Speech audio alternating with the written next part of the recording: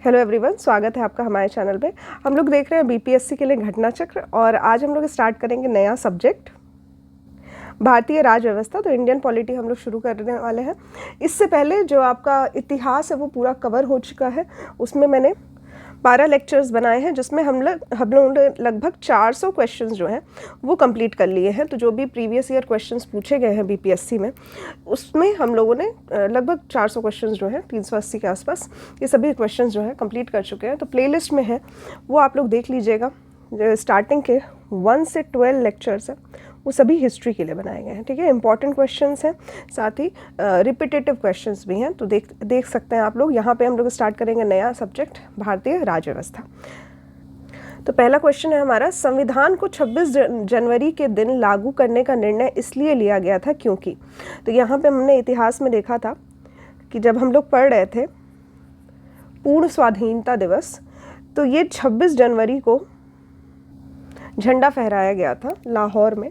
तो इसीलिए कांग्रेस ने इस तिथि को 1930 में स्वतंत्रता दिवस के रूप में मनाया था, स्वतंत्रता दिवस के रूप में मनाया था। और इसीलिए इस तारीख का महत्व जो था वो बहुत ज़्यादा था। तो संविधान को भी इसी तारीख पे लाया गया ताकि इसकी जो वैल्यू है वो हमारे कॉन्स्टिट्यूशन जो है वो भी वैल्यूएबल चीज़ थी। तो दोनों एक ही दिन हो जाता। ठीक है, तो इस दिन को इम्पॉर्टेंट बनाने के लिए संविधान को इसी दिन लागू किया गया था। ठीक है, तो ऑप्शन नंबर ए हमारा सही हो जाएगा, ऑप्शन नंबर ए। ठीक है, तो भारतीय राष्ट्रीय कांग्रेस का जो लाहौर अधिवेशन था जो कि दिसंबर 1929 में हुआ था, इसमें पूर्ण स्वराज की घोषणा की गई थी। इसके साथ ही ये संकल्प लिया गया था कि 26 जनवरी 1930 जो है वो स्वतंत्रता दिवस के रूप में मनाया जाएगा। ठीक है, तो स्वतंत्रता दिवस जो है ये तो हमारा 15 अगस्त 1947 को मनाया जाता है। तो इस दिन के महत्व को बनाने के लिए इस दिन संविधान को लागू किया गया था। ठीक है, और इसके साथ ही प्रत्येक वर्ष जो है 26 जनवरी को गणतंत्र दिवस के रूप में मनाया जाता है। भारतीय संविधान में शामिल हैं। तो जब भारतीय संविधान लागू किया गया था तब उसमें 395 अनुच्छेद थे, 22 भाग थे, 12 सूचियाँ थी। ठीक है, तो ऑप्शन नंबर ए हमारा सही हो जाएगा। करेंटली बात करें तो बहुत सारे इसमें अमेंडमेंट्स जो हैं वो हो चुके हैं। तो अभी जो अनुच्छेद है वो 450 से अधिक हो चुके हैं। ठीक है, जो मूल अनुच्छेद है उन्हें अभी भी 395 ही रखा गया है। इसमें क, ख, ग आदि जोड़ के इसको ज़्यादा बनाया गया है। ठीक है, अगर हम भाग की बात करें तो मूल रूप से जो भाग थे वो 22 थे और 395 आर्टिकल्स थे और 8 अनुसूचियाँ थी। करेंटली अनुसूचियाँ जो हैं, शेड्यूल्स जो है वो भी 8 से बढ़कर हो गए हैं, 12 शेड्यूल्स हो गए हैं अभी। ठीक है, तो इस तरह से ये जो सभी चेंजेस जो हैं ये भी याद रखना है। देन है भारतीय संविधान में है कितने आर्टिकल्स हैं।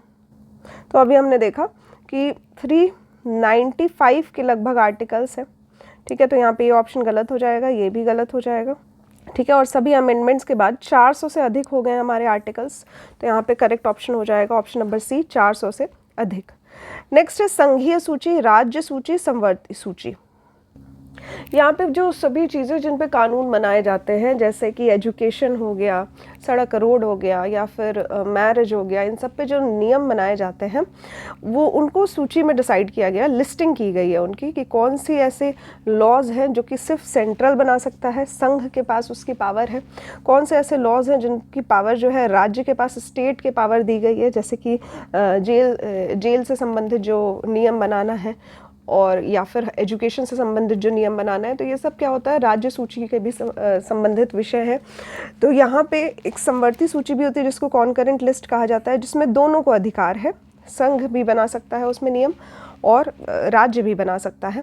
तो ऐसे लिस्टिंग में जो सब्जेक्ट्स हैं वो डिसाइड किए गए हैं।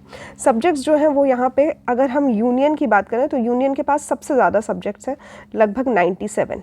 ठीक है, तो 97 सब्जेक्ट्स जो हैं, करेंटली इनका नंबर्स भी बदल गया है। ये जब क्वेश्चन पूछा गया था, कब का क्वेश्चन है, 2016 में पूछा गया क्वेश्चन था ये। तो इनिशियली 97 लिस्टिंग थी यहाँ पे। और अगर हम संवर्ती सूची की बात करें तो कॉन्करेंट लिस्ट में सबसे कम है। ठीक है, तो अगर मैच द फॉलोइंग आता है तो आप तब तो सबसे ज़्यादा सबसे कम करके आप सॉल्व कर सकते हैं, पर ये आपको पता भी होना चाहिए एग्जैक्ट नंबर, वो मैं अभी आपको बताऊंगी। तो संवर्ती सूची में हो जाएगा 47, इसी तरह राज्य सूची में हो जाएगा 66 प्रविष्टियाँ यानी कि सब्जेक्ट्स। ठीक है, तो ऑप्शन तो बी है हमारा सही। इस पर देख लेते हैं। तो संघीय सूची में वर्तमान में लगभग 98 है। ठीक है, 98 सब्जेक्ट्स हैं। राज्य सूची की बात करें, ठीक है, इससे भी ज़्यादा बढ़ गया है, अभी ये +2 कर दीजिए, इसमें 100 जो है वो सब्जेक्ट्स जो हैं संघ की सूची में आ गए हैं। अगर बात की जाए राज्य की सूची की, तो राज्य में 61 सब्जेक्ट्स हैं, ठीक है, 61 सब्जेक्ट्स हैं, 61 सब्जेक्ट्स हैं, और समवर्ती यानी कि कॉन्करेंट लिस्ट में अभी भी 52 सब्जेक्ट्स हैं, ठीक है। तो यहाँ पे ये जो नई गणना है इसको आप लोग याद कर सकते हैं, बाकी जो पूछा गया था क्वेश्चन उस हिसाब से तो ये आंसर हो जाएगा, पर इसको याद मत करिए, ठीक है। नया लिस्ट याद करिए, तो संघ में हो जाएगा 100, राज्य में हो जाएगा 61 और समवर्ती में हो जाएगा हमारा 52। नेक्स्ट है समाजवादी, सार्वभौमिक, प्रजातांत्रिक, धर्मनिरपेक्ष। नेक्स्ट क्वेश्चन है निम्न शब्दों पर विचार करें, तो समाजवादी, प्रजातांत्रिक, सार्वभौमिक, धर्मनिरपेक्ष, सही शब्दों का विचारानुसार क्रम दीजिए। तो ये सभी शब्द जो है ये हमारे प्रस्तावना में दिए हुए हैं, प्रियम्बल में। तो यहाँ पे सार्वभौमिक शब्द तो नहीं है यहाँ पे, ठीक है, तो क्वेश्चन कह सकते हैं इसमें थोड़ा सा, ठीक है, तो यहाँ पे सॉवरेन या संप्रभु हो सकता है, तो ऑप्शन नंबर सी जो है उसमें मुझे थोड़ा डाउट है, फिर भी आंसर जो है वो ऑप्शन नंबर ए दिया हुआ है, यानी कि हमारा जो भारत है वो एक सार्वभौम, ठीक, यूनिवर्सल जिसको कहा जाता है इंग्लिश में, सार्वभौम। उसके बाद समाजवादी यानी कि सोशलिस्ट, धर्मनिरपेक्ष, सेकुलर, और प्रजातांत्रिक, डेमोक्रेटिक रिपब्लिक है, ठीक है। तो यहाँ पे ये सभी शब्द जो हैं ये दिए गए हैं, हमारे प्रस्तावना में दिए गए हैं। क्रम अक्सर पूछ लिया जाता है, तो प्रस्तावना जो है आपकी जो एनसीईआरटी की बुक है उसमें हमेशा आगे के पेज में दिया रहता है। वैसे भी एक बार रीड आउट कर लीजिएगा, क्योंकि और भी चीज़ें उसमें पूछी जाती है, जैसे कि इक्वालिटी कितने प्रकार की होती है, ठीक है, तो ये सभी जो न्याय है या फिर समता है, इनके बारे में आप देख सकते हैं, एक बार प्रस्तावना को रीड कर सकते हैं। बाकी जो इसमें क्वेश्चंस दिए होंगे वो तो हम लोग देख ही रहे हैं। नेक्स्ट क्वेश्चन है भारतीय संविधान की प्रस्तावना में समाजवादी शब्द किस संशोधन से जोड़ा गया था? तो यहाँ पे करेक्ट ऑप्शन हो जाएगा 42nd संशोधन, जो कि 1976 में हुआ था, 1976 में 42nd अमेंडमेंट एक्ट। इसके द्वारा भारतीय संविधान की प्रस्तावना में 3 शब्द जोड़े गए थे। एक है समाजवादी, सोशलिस्ट, दूसरा है धर्मनिरपेक्ष, सेकुलर, और तीसरा है अखंडता यानी कि इंटीग्रिटी, ठीक है। तो यहाँ पे ये भी पूछा जाता है, ये क्वेश्चन अक्सर पूछा जाता है कि कौन कौन से शब्द जोड़े गए थे। तो याद रखिएगा समाजवादी, उसके साथ ही पंथ निरपेक्ष यानी कि सेकुलर, और इंटीग्रिटी, ठीक है। तो ये सभी तीनों शब्द जो हैं इनको याद रखिएगा, इनका क्रम भी पूछा जाता है तो वो भी याद रखिएगा। एक नया राज्य बनाने में संवैधानिक संशोधन के लिए कैसा बहुमत चाहिए? ठीक, तो किस तरह के बहुमत की ज़रूरत होती है? तो कोई भी संशोधन जब पारित होता है तो उसमें बहुमत की ज़रूरत होती है। 2 तरह के बहुमत होते हैं, एक होता है स्पेशल मेजॉरिटी, जिसको हम लोग कहते हैं विशेष बहुमत, यानी कि 2/3 मेजॉरिटी से पास होता है, कि जितने भी मेंबर्स हैं इसमें से 2/3 लोग अगर इसके लिए वोटिंग करते हैं तो वो सहमत होते हैं, तो ये संशोधन बन जाता है, ये जो एक्ट है वो पास हो जाता है। वहीं एक होता है ऑर्डिनरी, जिसको हम साधारण बहुमत कहते हैं। इसमें 1/2 चाहिए रहते हैं, कि जितने लोग बैठे हैं, मान लीजिए 100 लोग हैं और 100 में से 50 लोगों ने सहमति दिखाई है, तो वहाँ पे ये संशोधन जो है वो हो जाता है, ये एक्ट पास हो जाता है। तो जब भी हमें एक नया राज्य बनाना है तो उसके लिए जो संवैधानिक संशोधन की ज़रूरत होती है वो साधारण बहुमत की ज़रूरत होती है, तो ऑप्शन नंबर ए हमारा सही हो जाएगा, ठीक है। तो नए राज्यों के निर्माण के लिए संशोधन हेतु आर्टिकल 368 के तहत विशेष प्रक्रिया अपनाई नहीं जाती है। संसद जो है वो साधारण बहुमत से नए राज्यों का निर्माण कर सकती है, तथा संविधान के अनुच्छेद 4 और इसका सब पार्ट 2 है, इसके अनुसार इस प्रकार की विधि अनुच्छेद 368 के प्रयोजन के लिए संविधान का संशोधन नहीं समझी जाती है, ठीक है। तो नए राज्य को बनाना जो होता है ये संसद के लिए साधारण बहुमत का काम होता है। इसके साथ ही आर्टिकल 4 और 2 जो है वो इसको संशोधन भी नहीं मानती है, आर्टिकल 368 के तहत जो संशोधन होता है उसको भी नहीं माना जाता है। तो यहाँ पे ये भी आप लोग देख सकते हैं। नेक्स्ट है उन मौलिक अधिकारों का चयन करें जो भारतीय नागरिकों को प्राप्त है परंतु गैर नागरिकों को नहीं। तो एक है भाषण या अभिव्यक्ति की स्वतंत्रता, तो फ्रीडम ऑफ स्पीच या एक्सप्रेशन, कानून के समक्ष समता, इक्वालिटी बिफोर लॉ, अल्पसंख्यकों के अधिकार, यानी कि जो माइनॉरिटीज़ को अधिकार दिए जाते हैं, जो उनको राइट्स दिए जाते हैं, राइट्स ऑफ माइनॉरिटीज़, जीवन और स्वतंत्रता का संरक्षण, right to life and personal liberty, ये हो जाएगा हमारा। तो ये सभी में से ये बताना है कि कौन से ऐसे नियम हैं जो कि भारतीय नागरिकों के पास है, लेकिन जो नॉन सिटीज़न है, जिसको इंडिया की सिटीज़नशिप नहीं मिली है, गैर नागरिक है, उनको क्या नहीं मिलता है। तो जो भी गैर नागरिक हैं, जो सिटीज़न ऑफ इंडिया नहीं है, वो अल्पसंख्यक के अधिकार नहीं ले सकते, क्योंकि वो हमारे देश की माइनॉरिटीज़ हैं। दूसरे देश में वो माइनॉरिटीज़ हैं या नहीं है, इस विषय में हमारा संविधान कुछ नहीं कहता है। तो हमारे देश में जो अल्पसंख्यक है, वो हमारे देश के जो सिटीजन्स हैं को नहीं मिलता है। तो यहाँ पे आर्टिकल जो है हमारा, जो हमारे ऑप्शन हो जाएगा सही, वो हो जाएगा 1 और 3। बाकी जो कानून के समक्ष समता है, इक्वालिटी बिफोर लॉ, या फिर राइट टू लाइफ या पर्सनल लिबर्टी जो है, ये सिटीजन्स को और नॉन सिटीजन्स को दोनों को मिलता है। तो ऑप्शन नंबर ए हमारा सही हो जाएगा।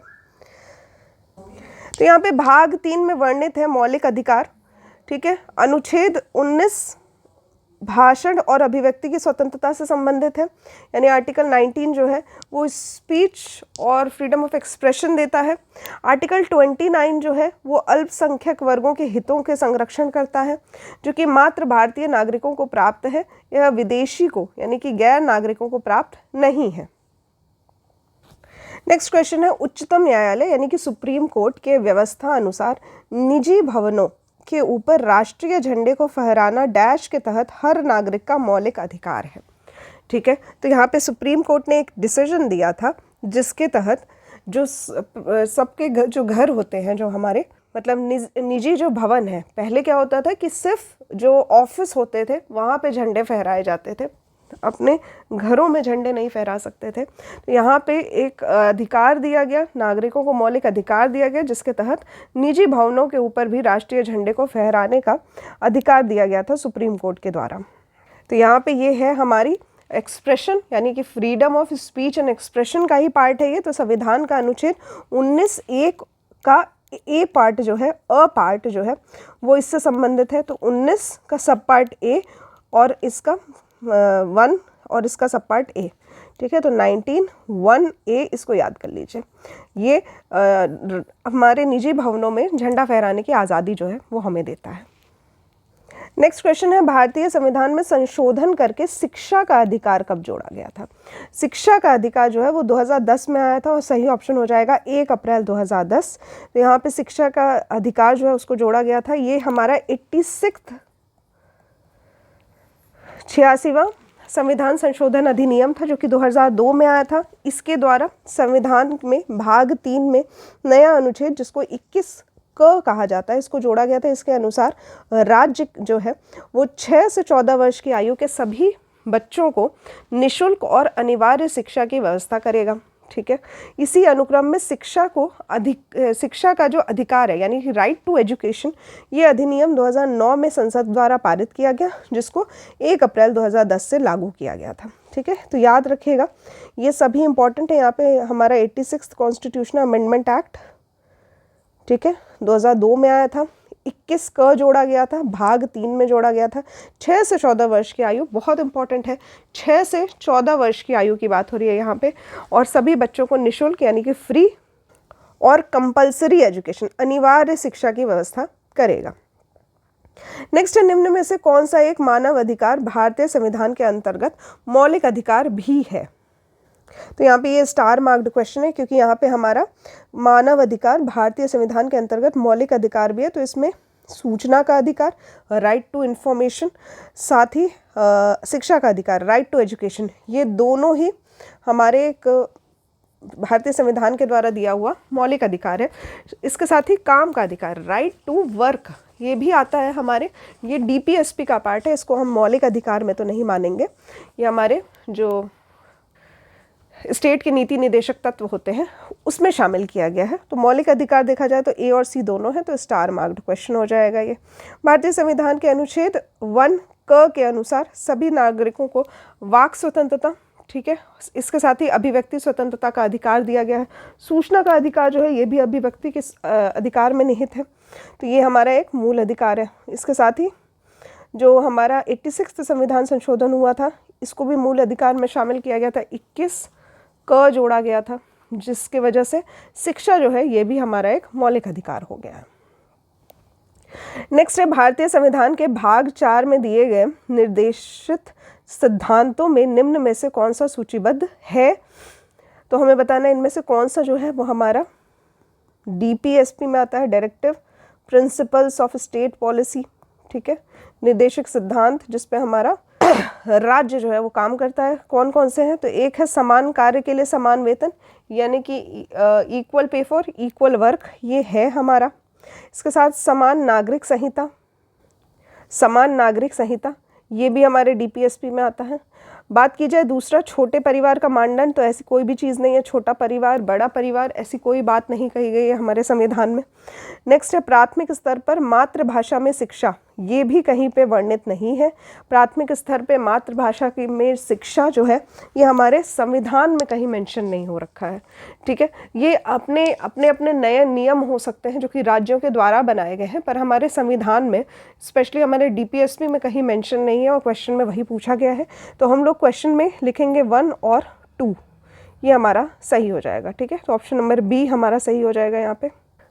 इसके साथ ही मैं आपको एक बात बताना चाहती हूँ, हमारा जो इंडियन पॉलिटी है ये ऐसा सब्जेक्ट है कि ये छोटा भी है। अगर हम इसका कंपैरिजन करें हिस्ट्री के साथ या फिर ज्योग्राफी के साथ, तो ये कंपैरेटिवली छोटा है। इसका कंटेंट जो है वो सिलेबस जो है उतना वास्ट नहीं है, और साथ ही ये कभी बदलता नहीं है।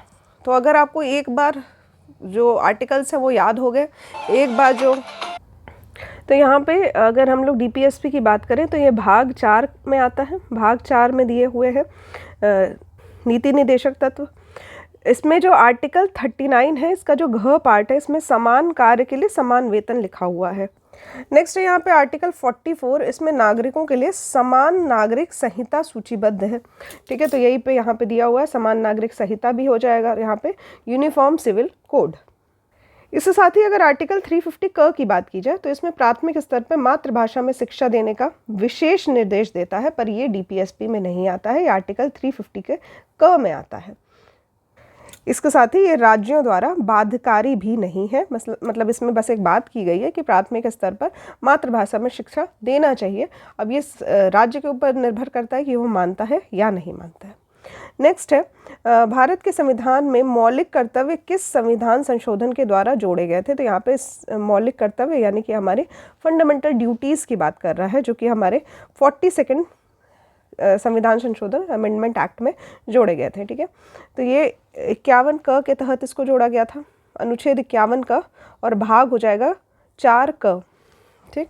तो ये हमारा 42 संविधान संशोधन 1976 में आया था, इसके तहत जोड़ा गया था हमारा फंडामेंटल ड्यूटीज़।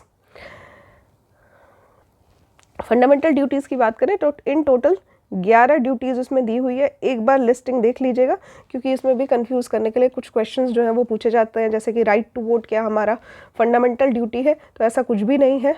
वोट देने का जो अधिकार है वो हमारा फंडामेंटल ड्यूटी में नहीं आता है।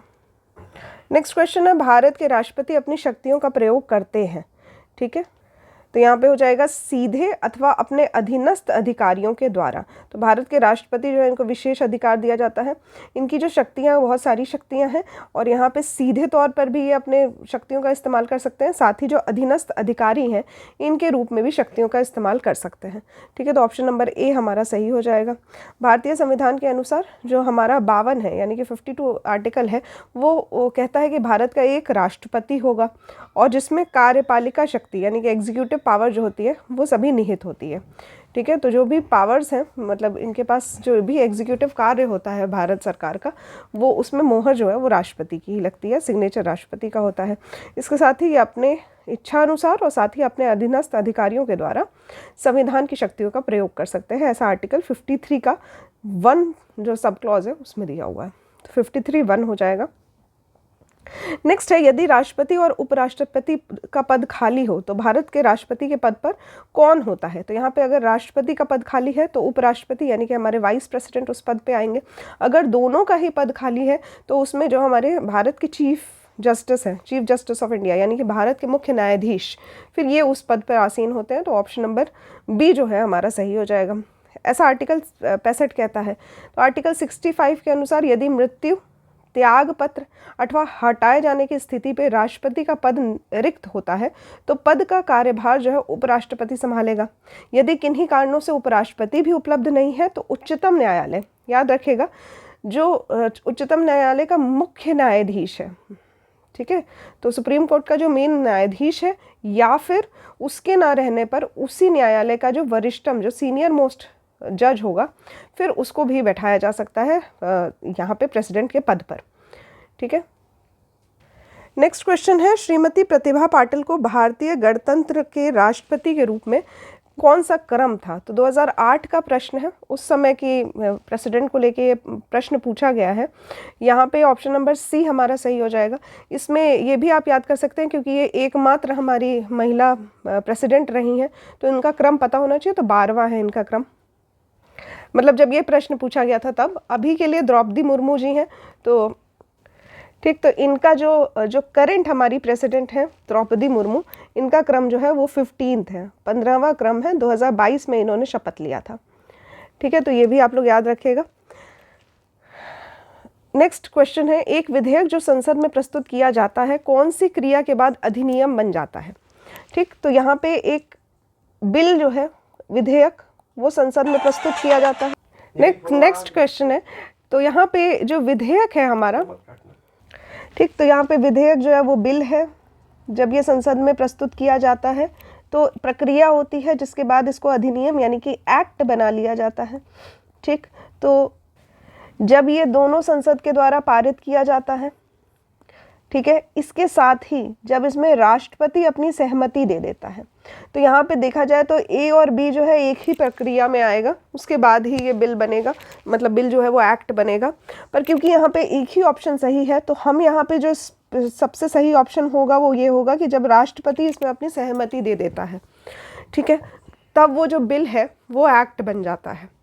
अगर संसद जो है वो, मतलब जो सदन है वो कार्यरत नहीं होता है उस वक्त पे, तो ऑर्डिनेंस के थ्रू भी प्रेसिडेंट चाहे तो किसी भी बिल को एक्ट बना सकता है। इसलिए सही ऑप्शन, सबसे सही ऑप्शन होगा ऑप्शन नंबर बी, जब राष्ट्रपति अपनी सहमति देता है। संविधान के अनुच्छेद 111 के विधेयकों पर राष्ट्रपति की अनुमति से संबंधित उपबंध हैं, ठीक है। एक विधेयक जो संसद में प्रस्तुत किया जाता है वह अधिनियम तभी बन पाता है जब सदन के दोनों सदनों में के द्वारा पारित किया गया हो, इसके साथ ही राष्ट्रपति का जब उस पर हस्ताक्षर हो जाते हैं, यानी कि उनकी सहमति हो जाती है। नेक्स्ट क्वेश्चन है, श्री मोहम्मद हामिद अंसारी को भारत के उपराष्ट्रपति के रूप में क्रमांक है? तो यहाँ पे फिर से 2008 का प्रश्न है, यहाँ पे इनका क्रमांक पूछ रहा है। इनका भी क्रमांक 12वां है। और अगर हम लोग करेंटली बात करें, ठीक, तो 14th हो जाएंगे जगदीप धनखड़, ठीक है। तो हमें करंट के साथ ही डील करना है, तो क्योंकि हमारे जो पुराना प्रश्न है इसकी सीरीज़ हमें पता होनी चाहिए कि कौन कौन से उपराष्ट्रपति बने हैं, पर करंट भी पता होना चाहिए। तो हम लोग यहाँ पे 14th देखेंगे जो है जगदीप धनखड़। नेक्स्ट है, राष्ट्रीय सुरक्षा समिति का प्रधान कौन होता है? तो प्रधानमंत्री होता है। राष्ट्रीय सुरक्षा समिति का प्रधान या अध्यक्ष प्रधानमंत्री होता है। भारत सरकार का कौन सा अधिकारी सदस्य न होते हुए भी भारतीय संसद की कार्यवाही में भाग लेने का अधिकार रखता है?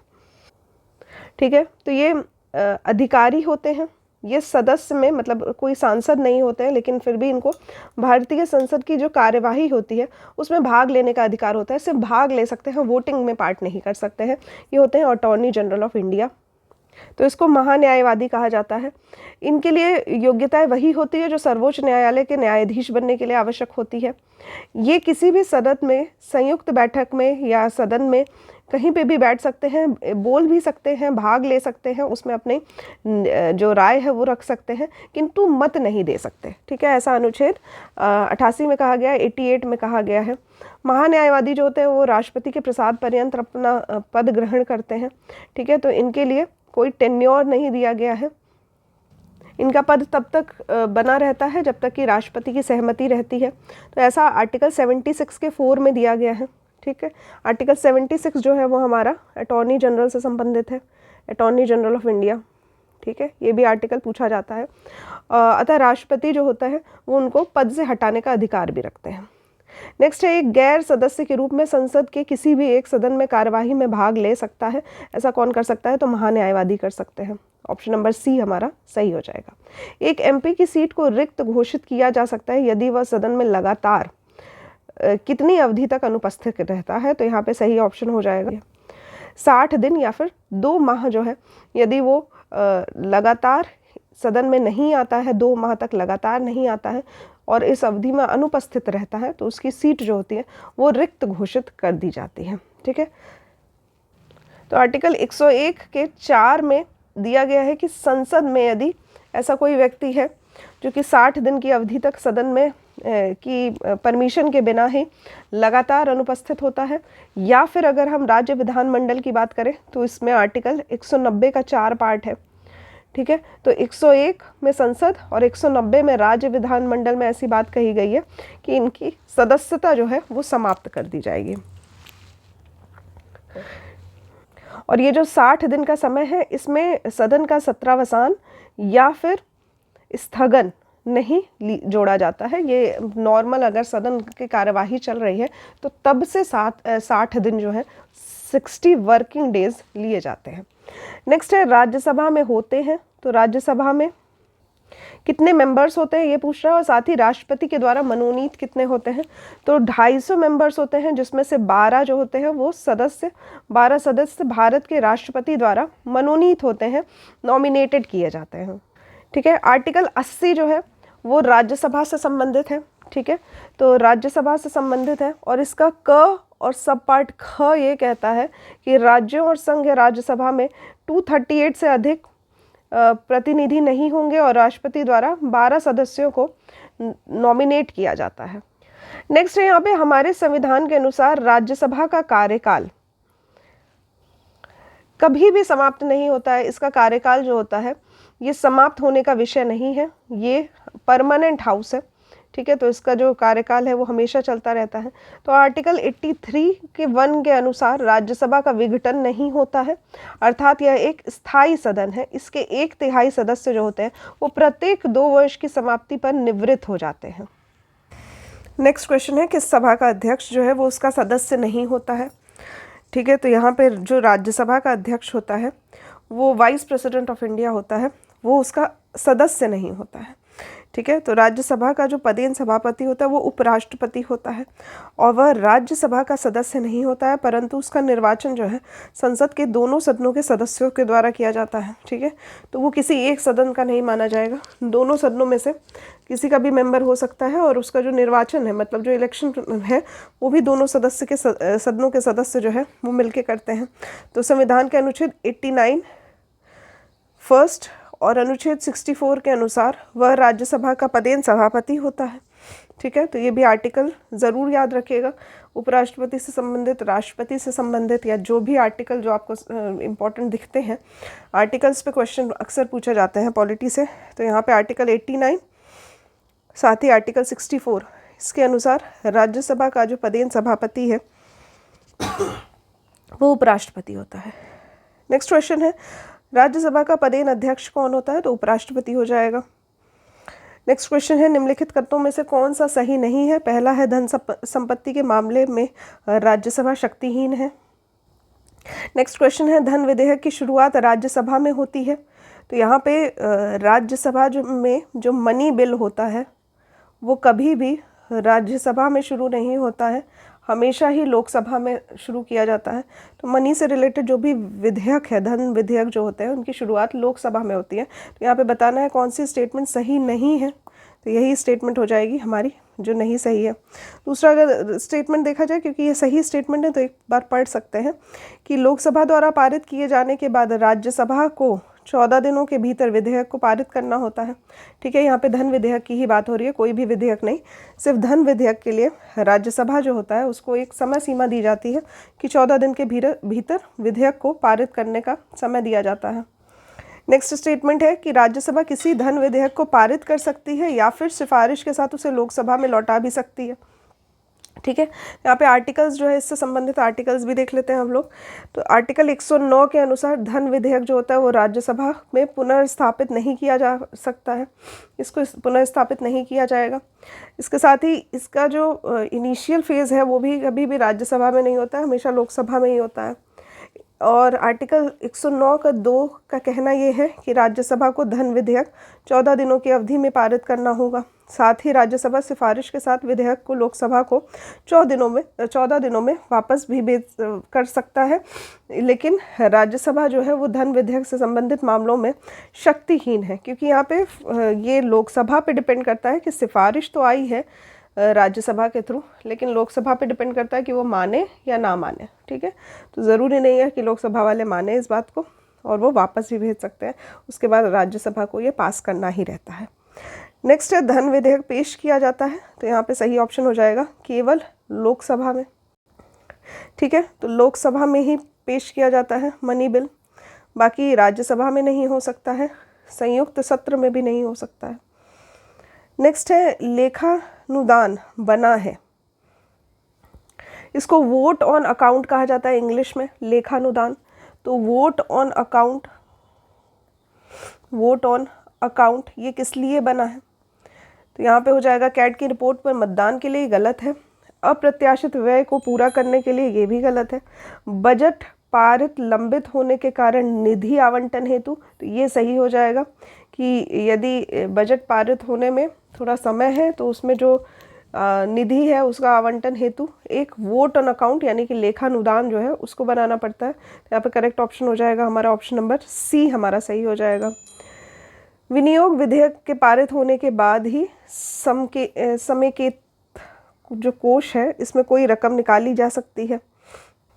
तो यहाँ पे विनियोग विधेयक मतलब कि अप्रोप्रिएशन बिल इंग्लिश में अगर देखा जाए, तो यहाँ पे अप्रोप्रिएशन बिल के पारित होने के बाद ही जो समेकित कोष है यानी कि हमारे जो कंसोलिडेटेड फंड ऑफ इंडिया है वहाँ से रकम निकाली जा सकती है। किंतु यदि सरकार के वित्तीय वर्ष के अंत में बदलाव आए और नई सरकार विनियोग विधेयक यानी कि अप्रोप्रिएशन बिल तुरंत नहीं लाए, तो किसी अन्य कारण से विनियोग विधेयक के पारित होने के पहले ही रुपयों की आवश्यकता हो, तो अनुच्छेद 116 क के तहत लोकसभा लेखानुदान पारित कर सरकार के लिए एक अग्रिम राशि मंजूर कर सकती है। तो आपको समझ में आ गया होगा कि यदि जब तक अप्रोप्रिएशन बिल जो है वो पास नहीं होता है तब तक कंसोलिडेटेड फंड से पैसा नहीं निकाला जा सकता, लेकिन इन केस अगर ये चाहे तो सरकार चाहे तो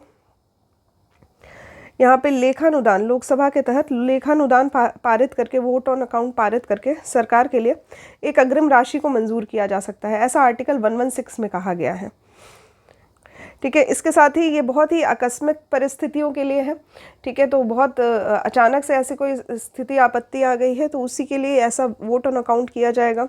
ठीक है, तो जैसे कि माना जा सकता है युद्ध का समय हो, तो इस समय में संसद को अगर पैसे की ज़रूरत है तो इस चीज़ की स्वीकृति दी जाएगी और इसी को वोट ऑफ क्रेडिट या फिर वोट ऑन अकाउंट कहा जाता है।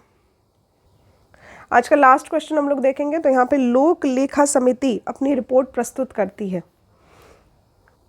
ठीक है, इंग्लिश में इसको कहा जाता है public accounts committee, PAC। Public accounts committee जो है वो अपनी रिपोर्ट किसको प्रस्तुत करती है? ठीक है, तो यहाँ पे करेक्ट ऑप्शन हो जाएगा लोकसभा के स्पीकर को सबमिट करता है अपना ये जो रिपोर्ट होती है, इसको ये प्रस्तुत करता है। ठीक है, तो आज के लेक्चर में बस इतना ही। नेक्स्ट लेक्चर में हम लोग देखेंगे बाकी के क्वेश्चंस। तो यहाँ पे हम लोग राज व्यवस्था कर रहे हैं। ठीक है, राज व्यवस्था पॉलिटी जो है इंडियन पॉलिटी का पहला लेक्चर है ये। 30 क्वेश्चन हमने पढ़े हैं यहाँ पे। इससे पहले हिस्ट्री जो है वो आपके लगभग 400 क्वेश्चंस कंप्लीट करा दिए जा चुके हैं। 12 लेक्चर्स कंप्लीट